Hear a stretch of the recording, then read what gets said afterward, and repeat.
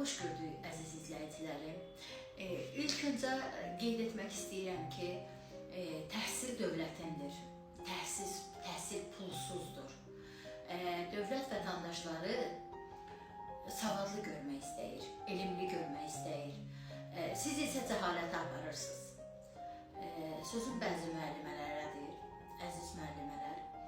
Hansı ki, İmişli rayonunda, Göranboy rayonunda, İmişli rayonunun 8 nömrəli tam orta məktəbinin direktoru Rəna müəllimə az yaşlı uşaqları qapının arxasında saxlayaraq dərsə buraxmırlar, hətta imtahan verməyə belə buraxmayıblar. Dini inanclara ayrı seçkiliyi salırsınız.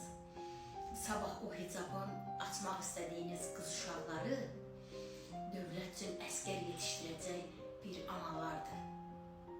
Sabah övladları tərbiyə edəcək analardır. Qeyd edim ki, dövlətimiz zəhmət çəkir, əziyyət çəkir, binalar tikdirir, məktəblər tikdirir. Yəni 20 il, 15 il əvvələ getsək, bütün köhnə təmirli məktəbləri dövlətlərimiz sökdürüb yerinə çox gözəl binalar tikiblər. Ne üçün ediblər bunu? Tam təmənnasız hansı mənada?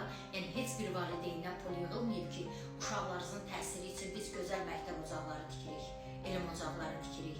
Hamısını dövlət qarşılayıb, suyun da, işığın da, xadiməsinin maaşını da, fəhləsin də, müəlliminin maaşını da.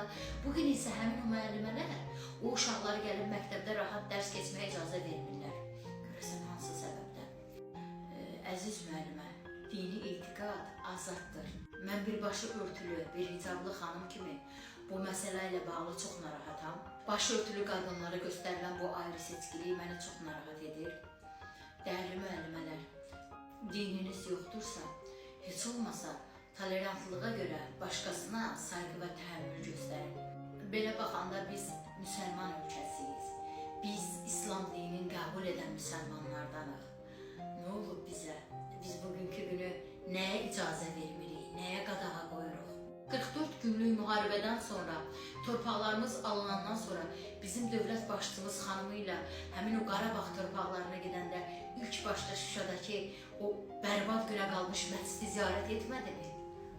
Bizim Azərbaycanda tikilən məscidlərin 80%-in bizim ulu öndərimiz Heydər Əliyevin qərarı ilə tikməmişdiyimi? Biz müsəlmanıq. Buna qayda qanunda, əziz müəllimələr. Yəni, mənə elə gəlir ki, bizdə belə bir qanun yoxdur. Kimsə başını örtməməlidir. Yəni, burada nə var ki? Siz insanların əgər bir şeyi xatırlatmaq istəyirəm. Baxın, siz qeyd edirsiniz ki, valideynlərin təsiri altında uşaqlar hicab bağlayır, başlarını örtür. Mən bir şeyi xatırladacağım. Əgər o uşaqlar valideyn təsiri altında başlarına hicab bağlayıb məktəbə gəlsəydilər, baxın, siz müəllimələr o uşağı dərsə qoymayanda, başınızın örpəyin açın deyəndə, anında o uşaqlar o örpəyi başlarından açardılar ki, müəllim qoymadı da. Amma o uşaqlar örpəyi açmır. Soyuqda ayaq üstə dayanıb gözləyirlər, amma başlarından örpəyi açmır. Demək ki, o uşağın öz qəlbində o hicaba sevgi var. Siz niyə bunun əksinə getməlisiniz ki? Bu hansı qanuna uyğundur? Mən birbaşı örtülü, hicablı xanım olaraq öz etirazımı bildirirəm və mənə elə gəlir ki, artıq həmin o yanlış hərəkəti edən müəllimlərə də xüsusi tədbir görüləcək. Çünki dini etiqadlar azaddır, həqiqətən də. Heç kəs bunun əksinə gedə bilməz. Yəni, heç bir vətəndaş özündən şaya çıxararaq bunu etməməlidir. Bizdə belə bir qanun yoxdur. Biz müsəlmanıq. Biz İslam dinini qəbul edən müsəlmanlarıq.